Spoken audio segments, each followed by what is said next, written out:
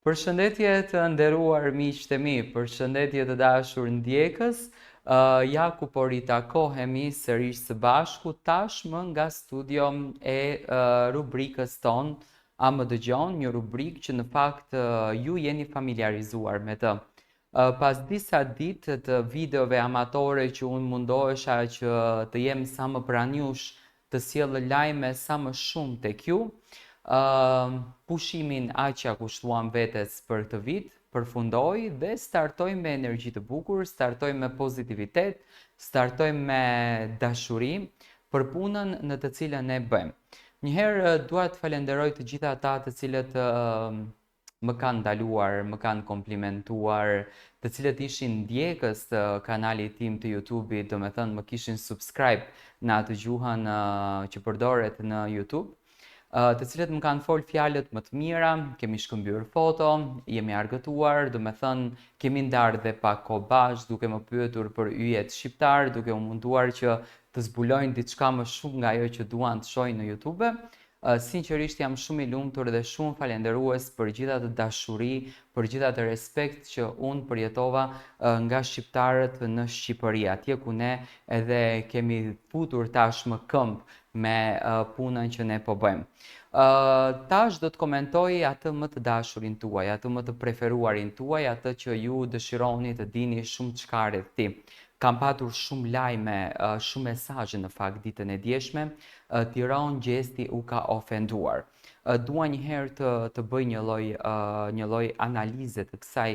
videos që është bërë virale në rrjetet sociale. Gjesti nuk më ka ofenduar mua. Gjesti ka ofenduar ato gazetarë të cilët janë munduar që nga dalja e Big Brotherit të njollosin imazhin e Gjestit,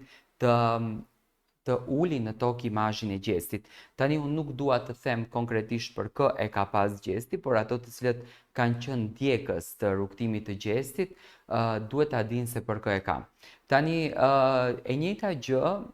2 vite më herët ka ndodhur edhe me Luiz Eillin, dhe Luiz Eilli ishte shumë i mërzitur, ishte shumë i tensionuar, ishte shumë i lodhur nga ato gazetarë të cilët po ja bënin rrugtimin e tij, po ja bënin punën e tij edhe më të vështirë, po ja bënin edhe më të rëndë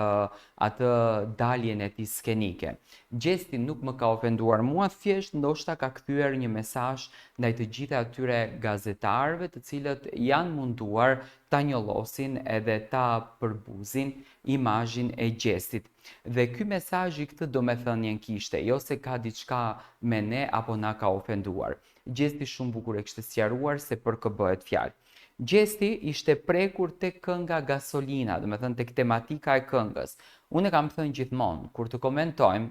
apo kur të japim analizën tonë, nuk mund të japim analizë me emra apo me fjalë për të dëmtuar imazhin e tjetrit. Do të thënë kur bësh analizën e këngës, duhet të bëjmë analizën e këngës. Duhet të flasim për këngën, duhet ta komentojmë këngën,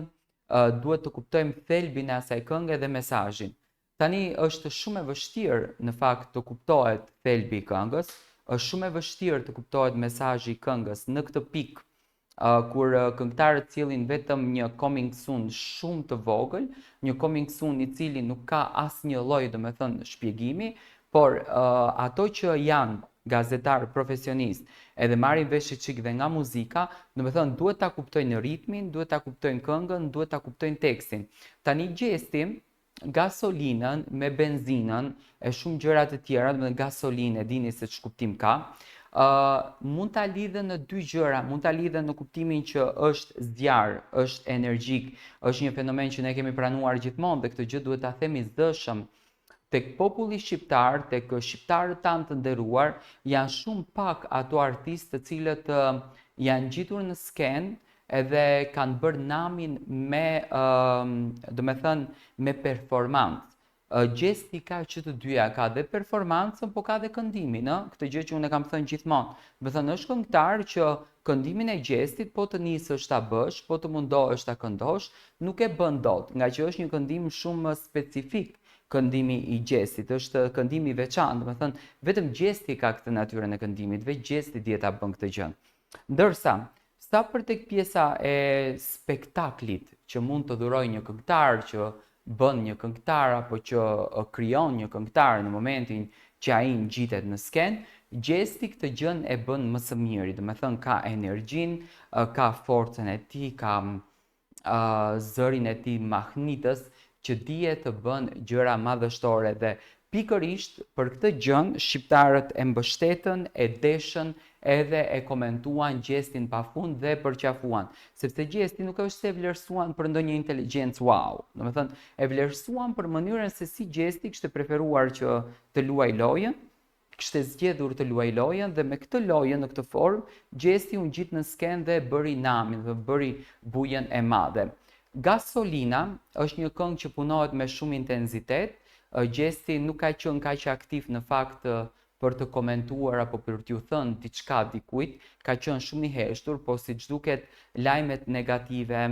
lajmet të cilat mundohen që të dëmtojnë imazhin e tij, vlerën e tij, njeriu që është atë që në fakt gjesti ka thënë gjithmonë, ai sinqeritetin e tij, vërtetësinë e tij e ka treguar dhe në Big Brother, e ka treguar dhe me lojën që ai po bënte, dhe me njeriu që ai ishte. Do të thënë, kjo lloj forme që gjesti ka reaguar për herë të parë, do të thënë për herë të parë në jetën e tij, reagon gjesti ndaj një portalit apo ndaj një lajmit apo ndaj gazetarëve, është fakti që e ka prekur shumë gjestin dhe e ka lënduar. Unë gjithmonë kam qenë koherent dhe do ta them që suksesin e tjetrit pa marrë parasysh se në çfarë forme po vjen, ne duhet ta pranojmë. Duhet ta pranojmë sepse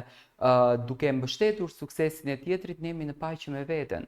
Nuk mundemi ne tani, ky djali që ka nga 7-8 milion klikime në YouTube, këtë e kam thënë gjithmonë, të themi që nuk është i suksesshëm. Ai po të mos ishte i suksesshëm, po të mos ishte njëri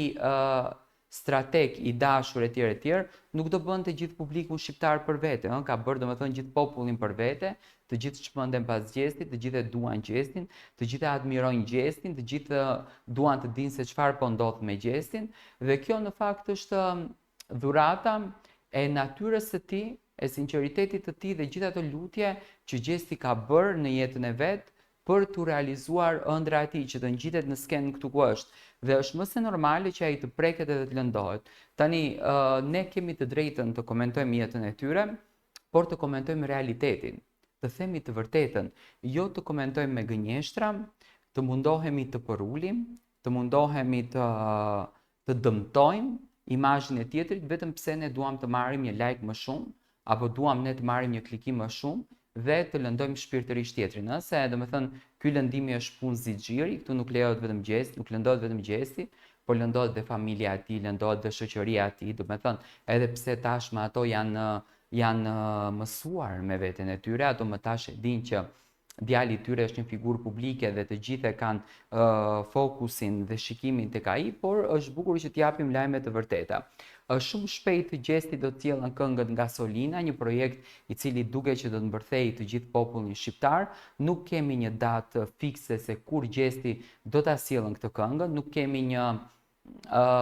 fotografi apo një video nga xhirimi. Unë e thash edhe ditën e djeshme që nuk duhet të vonohen projektet duhet të jenë sa më shumë të shpejta, sepse sa më i shpejt është gjesti në këto projekte, aq më shumë dashuri do të merr nga publiku, sepse këngët e tij duhet kënduar gjithmonë. Por kjo ishte acari që gjesti kishte bërë dje në Instagramin e tij dhe disa e kishin kuptuar sikur gjesti, domethënë, ka problem me gazetarët. Ne do të takohemi sërish së bashku. Ju na ndiqni me subscribe në kanalin Monitor TV.